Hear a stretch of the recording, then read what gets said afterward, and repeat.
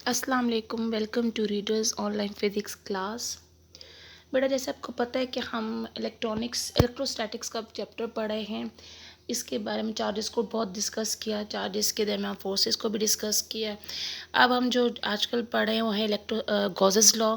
और फिर ये हमने डिस्कस किया कि गॉसेस लॉ क्यों पुट फॉरवर्ड किया गया था। वो इसलिए स्टेट किया गया था ताकि हम किसी भी चार्ज की फील्ड में, ठीक है, किसी भी चार्ज की फील्ड के अंदर अगर हमने किसी चार्ज की फील्ड के अंदर इलेक्ट्रोस्टैटिक इंटेंसिटी निकालनी है किसी उस चार्ज की, तो हम आसानी से जो है उसका निकाल सकते हैं गॉसेस लॉ के मुताबिक। ठीक है, तो इसकी एक उसको स्टेट भी किया था पिछले टॉपिक में, और उसकी हमने एक एप्लीकेशन भी की थी। तो अब इसकी बाकी की एप्लीकेशन हम डिस्कस करेंगे इस लेक्चर के अंदर। अब हमारे पास जो न्यू है एप्लीकेशन, उसमें यह है कि हमने अगर कोई भी चार्ज शीट ले लें, कोई भी शीट, ठीक है, अब उसके ऊपर हम पहले चार्ज स्प्रिंकल करेंगे। चार्ज सेम टाइप के चार्जेस हैं, फॉर एग्जांपल नॉर्मली पॉजिटिव लिए जाते हैं। पॉजिटिव चार्ज सेम साइज़ के चार्जेस को स्प्रिंकल करें, क्योंकि वो सेम साइज़ के होते हैं और सेम होते हैं, तो वो खुद ब खुद अपने आप को अरेंज कर लेते हैं, अलाइन कर लेते हैं। तो वो एक पॉजिटिव चार्ज को हमने स्प्रिंकल किया, जिस तरह हमारे पास यहाँ पे येलो शीट नज़र आ रही है। ठीक है, अब इस शीट से बाहर एक पॉइंट लिया है P। इस पॉइंट पे हम निकालना चाहते हैं electric field intensity in charges की वजह से जो हमारे पास फील्ड है उसमें। तो जिस तरह हमेशा से हम करते हैं कि वो फील्ड निकालने के लिए हम एक इमेजिनरी सरफेस का सहारा लेते हैं, इसको हम गॉसियन सरफेस कहते हैं। अब हमारे पास यहाँ पे जो सरफेस है वो एक सिलेंड्रिकल शेप की सरफेस है। ठीक है, तो हमारे पास ये सिलेंड्रिकल शेप की सरफेस है जो उसके आर पार गुजर रही है, जिसकी 3 सरफेस एरिया हैं। एक नीचे बेस A1, एक A2 जो उसकी ऊपर वाली सरफेस है, और एक उसकी कर्व सरफेस है। ठीक है, अगर अब हम ऐसे करेंगे कि तीनों की अलग अलग फ्लक्स निकालेंगे, फिर आखिर में टोटल करेंगे। अगर हम एरिया 1 ले लें, जो सरफेस एरिया 1, ठीक है, तो उसको आप जिस तरह ब्लू एरो से शो किया जाता है, ए रिप्रेजेंट किया हुआ ये एरिया 1 है, ये इसका वेक्टर डायरेक्शन है। और अगर हम ई देखें, मतलब इंटेंसिटी की डायरेक्शन देखें, उस फील्ड की इंटेंसिटी जो कि चार्जेस में से निकल रही है, तो वो रेड एरो से रिप्रेजेंट की जा रही है। ठीक है, फ्लक्स के लिए हम लिखते हैं E A cos थीटा। तो जो दरमियान में इनके एंगल है वो 0 है, क्योंकि दोनों सेम डायरेक्शन में। cos 0 1 देता है। तो जो हमारे पास फ्लक्स होगा सरफेस एरिया 1 से, वो है EA। सेम इसी तरह सेम टू सेम, क्योंकि बराबर होती है, वो दूसरी सरफेस एरिया जो उसकी छत या ऊपर वाला हिस्सा है उसमें से भी ये सेम होगी।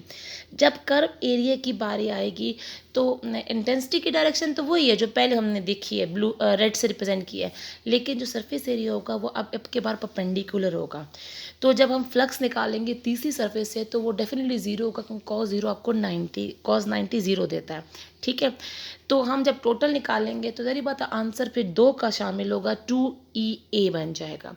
अच्छा, ये एक फ्लक्स ये है। एक फ्लक्स हमारे पास गॉसेस लॉ से Q/S0 है, और जो Q है, जो चार्ज है बेसिकली, वो कैसे निकालेंगे, चार्ज डेंसिटी के फॉर्मूलों से।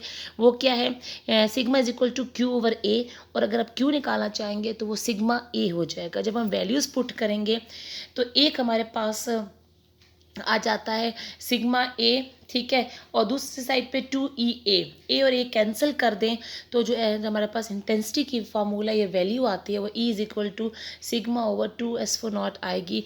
ये वो है इंटेंसिटी जब आप किसी भी चार्ज शीट के किसी भी डायरेक्शन में किसी भी पॉइंट पे आप इलेक्ट्रिक फील्ड इंटेंसिटी निकालना चाहें, तो बेसिकली वो मीडियम पे और चार्ज पे डिपेंड करती है, डिस्टेंस पे, जो वहाँ पे चार्ज की डेंसिटी पे डिपेंड करती है कि कितने आपने ज़्यादा चार्ज स्प्रिंकल किए। ठीक है, दूसरी एप्लीकेशन जो आज की है इंपॉर्टेंट है लॉन्ग के हिसाब से, वो है कि हम 2 पैरेलल प्लेट्स का ऑपोजिट चार्ज प्लेट्स के दरमियान किसी भी पॉइंट पे अगर इंटेंसिटी निकालना चाहें उस फील्ड की जो इनके दरमियान बनी है, तो वो हम कैसे बनाएंगे। फॉर एग्जांपल आपके पास एक एग्जांपल दी गई है कि 2 चार्ज प्लेट्स हैं, एक पे पॉजिटिव चार्ज है जो रेड से रिप्रेजेंट किया हुआ है, और एक पे नेगेटिव चार्ज है जो माइनस से रिप्रेजेंट किया हुआ है।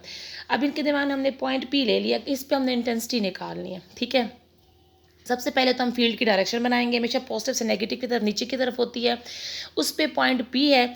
अब आपको पता है पॉइंट पी पे इंटेंसिटी निकालने के लिए हमें गॉसियन सरफेस लेनी पड़ेगी। जो इस सिचुएशन भी गॉसियन सरफेस ड्रॉ की गई है वो हमारे पास इस शेप में है जो हमने यहाँ ड्रॉ कर दिया। ठीक है, सबसे पहले तो बेटा हम निकालेंगे इसका वेक्टर एरिया की डायरेक्शन। अब एक सरफेस जो बेसिकली यहाँ पे A1 लिखा हुआ है, सेम इसके बिल्कुल ऑपोजिट A2 की डायरेक्शन भी इसी तरह होगी। ठीक है, और एक है जहाँ पे पी पॉइंट लिया हुआ है। ठीक है, ये पॉइंट इसकी जब डायरेक्शन वेक्टर एरिया की ड्रॉ करेंगे तो वो इन द सेम डायरेक्शन होगी जिसमें इंटेंसिटी है। तो A1 और A2 तो ज़ीरो हो जाएगा, साफ पता चल रहा है क्योंकि वो पेंडिकुलर आ रहा है इलेक्ट्रिक फील्ड इंटेंसिटी के। आगे चलते हैं बेटा।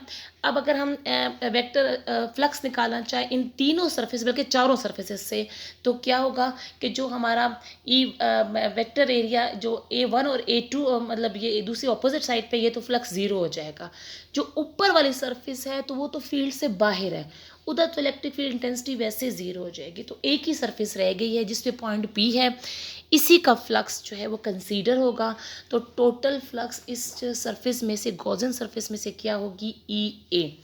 बाकी एक और हमारे पास फ्लक्स है गॉसेस लॉ से, आपको पता है कि Q ओवर S1 नॉट होता है चार्ज हम डेंसिटी वाले फॉर्मूले से चार्ज डेंसिटी जो आपने पहले भी पढ़ा है पिछली एप्लीकेशन में, Q sigma is equal to Q over A है, इसमें से हम Q निकालेंगे, ऊपर वाले फॉर्मूले में पुट करेंगे।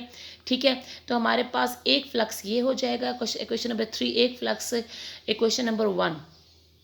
अच्छा चले, वो हो गया। अब हम जब दोनों फ्लक्सेस को कंपेयर करते हैं ए और ए जो है वो कैंसिल हो जाएगा। तो ये इलेक्ट्रिक फील्ड इंटेंसिटी है उस पॉइंट पी पे, जिसको हम वेक्टर फॉर्म में भी लिख सकते हैं, जैसे हमने यहाँ पे लिखा है कि वेक्टर फॉर्म में कर दे तो R unit vector R use हो जाता है। ठीक है, और ऊपर वाला जो है वो सिर्फ इसका मैग्नीट्यूड है।